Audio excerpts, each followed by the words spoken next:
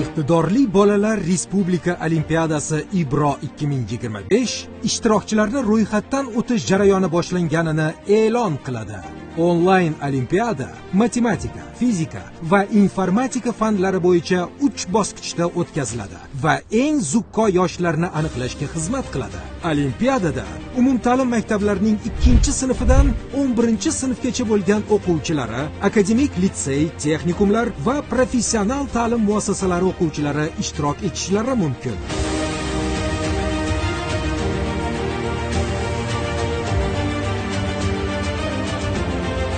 Olimpiadaning sovrin jamg'armasi 1 milliard so'mni tashkil qiladi.